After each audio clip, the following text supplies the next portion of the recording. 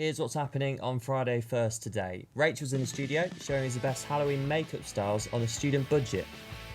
We've got the highlights from Manchester Science Festival. And at the end of the show, we'll be discussing our awesome favourites.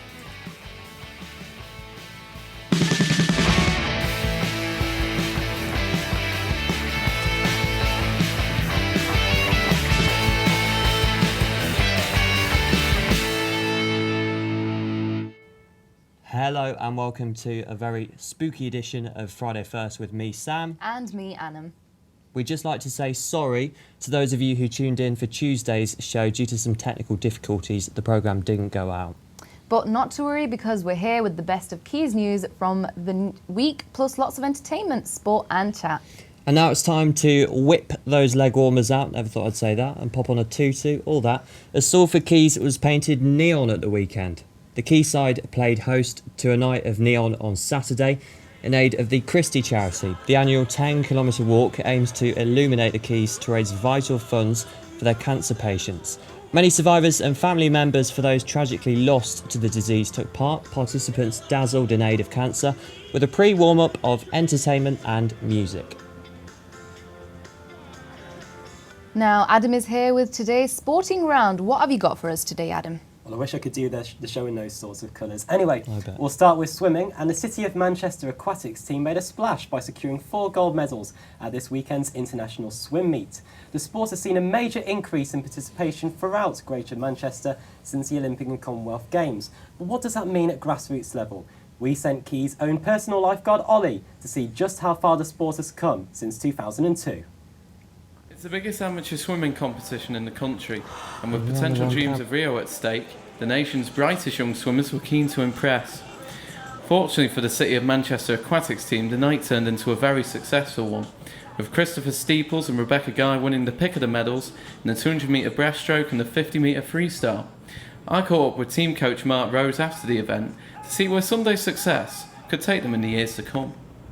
We've got some great talent, and we've got great talent in this city because this city works hard and has a real honest integrity about it, and we carry that throughout this swim team and throughout the development programme in the city.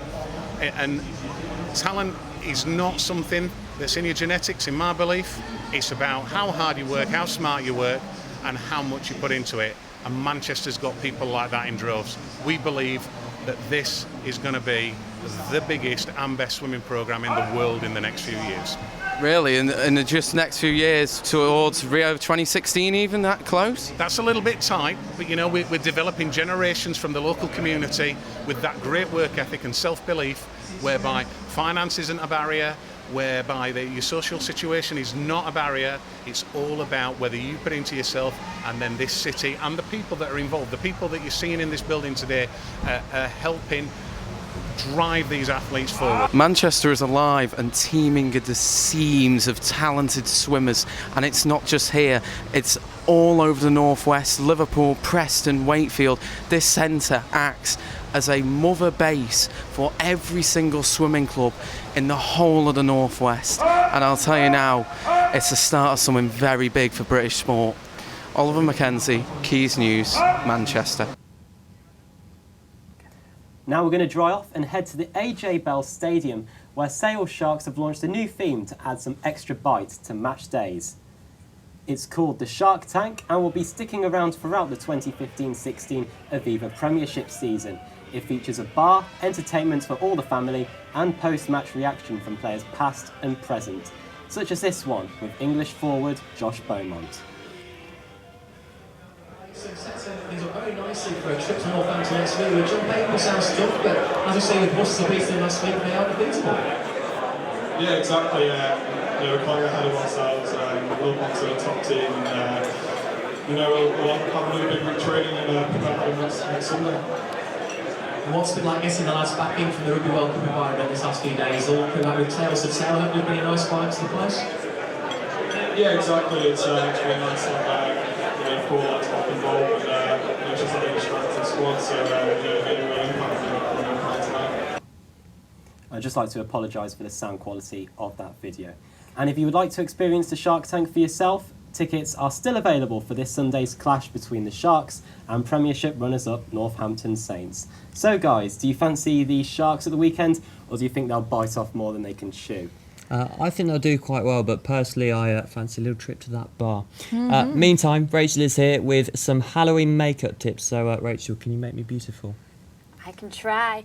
With it being Halloween tomorrow, I looked at an easy way and low budget way, even scary if you'd like, to do makeup for Halloween. The first is a broken doll look. To create a porcelain look and effect, use a very light foundation, as you can see, across the top of the head and the cheeks. It'll give your face a light colour, so try not to contour it, otherwise, because you'll need to keep the face as pale as possible. So, Rachel, what would you wear with that? What do you think? It'd go well with maybe like a nurse's outfit or just a dress if you were just going to a party. But as you can see, we've drawn across the lip and done the lip with red lipstick and then gone with a black eyeliner just underneath. And what's this look called? This look we've gone with the scar across the top of the head. This is easy for guys or girls. And then the stitched lip look. Again, it's very simple and very easy to do with just a simple red lipstick across the top of the head and then maybe some eyeshadow drawn in. As you can see, we're doing it across the face there. So Rachel, what about the hairstyle? Tell me a bit more about Hairstyle, that. messy is the best, I think. Go with a messy hairstyle or go with anything. You'll just look a bit zombified. This look, however, is the best look. We've gone with the leopard cheetah print, so you've got your classic cat nose with the red lips, again making it a bit sultry. Then you've got your black and dark shady eyes with then your contoured face and eyeshadow and eyeliner to outline the spots on the face. It's very, very effective, but it looks fantastic, if I do say so myself. Impressive. That's really good. That looks pretty good. Thank you for that, Rachel. Now, did you guys go to the Salford Science Jam at the weekend? I didn't, but it did look amazing. It did. I saw the look quite good. preparations around downstairs. Yeah, there still are quite a lot of preparations. Now, this was part of Manchester Science Festival, which returned to Media City at the weekend for its 9th year, celebrating the combination of science, art and new technology. So sit back and relax as you watch this highlights package, which gives you a real feel of the event.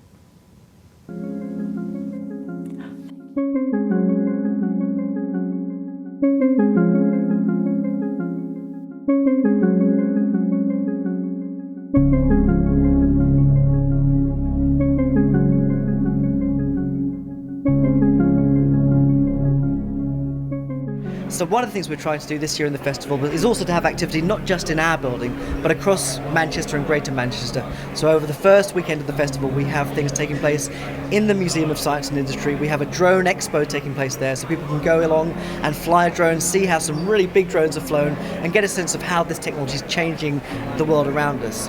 We also have a debate taking place on Alzheimer's and dementia in the city tomorrow on Monday night. So again, not just over our weekend, which is our biggest investment, but also across the festival at large.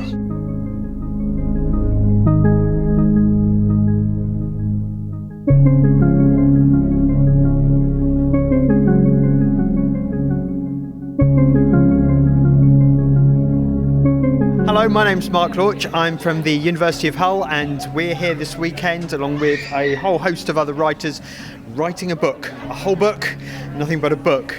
The idea is to do something called a book sprint. So we've collected a whole load of authors from different academic disciplines of science. We've got psychologists, space scientists, chemists, and we're going to bring them all together to try and construct a popular science book about light and colour, and put that all together in a weekend and sort of blow apart that image that some people might have about academics being dusty and slow to produce anything.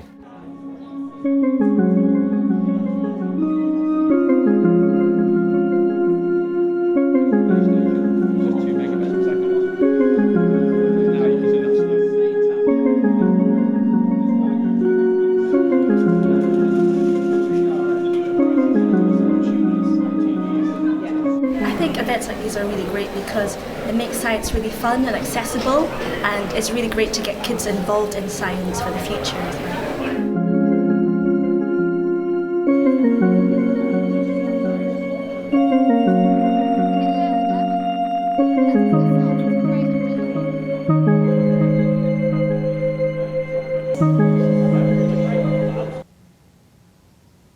I wish I'd gone down to the Science Festival. But here's your weather forecast for today. We've had a wet and windy start to the day, but don't worry because the occasional heavy shower and gusty winds will clear. Later, leaving a mainly dry afternoon. It will generally stay cloudy, but there will be a few brighter spells and will feel very mild with temperatures up to 16 degrees. Moving on to tonight, it's going to stay dry, but be cloudy for the start of the evening. For anyone heading to a Halloween party, don't forget to wrap up warm as it will turn breezy overnight, but will still feel quite mild. Sounds like the autumn weather is really starting to settle in, doesn't it? Definitely going to need a scarf. I've had the scarf on this Scarf week for the has first come out. time. The scarves are seeming to come out. And with that brings up our big question today. What is your favourite thing about autumn? So go on, guys, tell me. I think it's got to be the autumn TV. We've got such big shows on at the moment. We've got the Saturday night primetime, X Factor versus Strictly, and then during the week, The Apprentice. Who doesn't love The Apprentice? What Great shows. is not to like about The Apprentice? Honestly, Alan Sugar. Who's your favourite? No, at the moment, I'm not sure. It's going to be very, very weird to say. You've got to get at least halfway through the show before you can to Did start you see it this week? I haven't watched it. I really like Don't Listen. If you, Spoiler alert. The older lady was great, but awesome. We don't need telly this weekend because we've got Halloween. Yeah, Halloween's coming up. Have you guys got your costumes ready? Definitely, yeah. Yeah, indeed. I think I'm going to try that leopard look. I don't think I could pull it off. Who's going to try carving a pumpkin this year, though? Oh. I don't know. You've definitely got to have a responsible adult involved. That's true. You have. So what's the weirdest costumes you guys have seen? There have been quite a lot of people already prepping and celebrating Halloween. Yeah, well, there was one at a party that I went to on Wednesday, and some guy had the Wookiee onesie on from Star Wars, and I was just like, oh, wow. And that's the reason why people are so excited about Halloween. So we've got Megan Young here who tweeted she's so excited for a Halloween costume, and I'd be same as well. I would really be excited. The thing with the Wookiee costume is at least you haven't got to do anything. You just stick your onesie on, get out of bed, you're done. The best one was the clown Joker. Someone dressed up as Joker. Oh, it was scary at the same time. Wow. Who's scared of clowns? Me out, yeah. My brother's scared of clowns. Yeah, that is a little bit. I'm not bothered about gore and stuff, but it's just like the face of the clown. Yeah, and the red lipstick again, coming back to a bit of your bold red lipstick. And we were talking before we went on air about all the Halloween movies that are on at the moment. Indeed. And they're even more creepy now because the clocks have gone back. Yeah. In the evening, it gets dark like 5:30. It does now. It really does, yeah. It is quite freaky if you're trying to go out at that time and it's just getting dark and you Hearing feel the autumn wind and as Halloween. Well, though, like whistling through the window. It's like, whew, gives you Yeah, chills. that is great. Now, talking a bit more about Halloween and carving pumpkins. I've got someone here, Faze Barker, who tweeted, in my family, we carve watermelons at Halloween. Is that a little bit weird? That is quite strange. That is Although quite it's still strange. got the same hard outer exterior. Yeah. It's the colour though, it's green. The whole point of Halloween You is could the say orange. You haven't got the orange. Paint it. What about yourself, Adam? Have you tried carving? No, never tried it. I've done the odd Halloween games, or the apple bobbing, the sweets and flour. Those are some of my highlights of Halloween. What's your favourite game? Oh, I think it's got to be the apple bobbing, really. Yeah. Has to be. Traditional Halloween game. Yeah. Is that where you just stick your head in a bucket? It's never looked Yeah, that appealing. the apples are like laying water, and then there's like you put pennies in them, and you can like dip your head into the water, and you have to try and bite it with your teeth. Oh, talking about Halloween candy. What's you guys' favourite candy or sweets? Apple. It's got to be the toffee apple. Never had one. Never had one. So nice. It's lovely. Never had one ever. I mean, other things like, where you get your trick-or-treaters, not as many these days. What sweets do you stock up on before they come? Do you go for the cheapo Freddos or are you upmarket? Cheapo Freddos. I know they are like 30p now, 30p actually, aren't they? now rather than 5p they used to be. Of course. And I have Cullen here who tweeted, I promise I haven't eaten any of the Halloween candy yet. Oh, I'm not believing that one. There's so much Halloween candy going around. So what is you lot's favourite? It's got to be the Haribos. The Haribos. The big tubs of Star Mix. Usually I hope the trick-or-treaters don't come because then I'll just get to eat them. Right, okay. Thank you very much for that, guys. That's all from us today. Don't forget to watch our Quays News show on Tuesday with Inzi and Abby. And you can catch Friday First at 1:30 next week, but if you can't wait until then you can follow us on Twitter @FridayQuays and like our Facebook page. We'll see you later. See you later.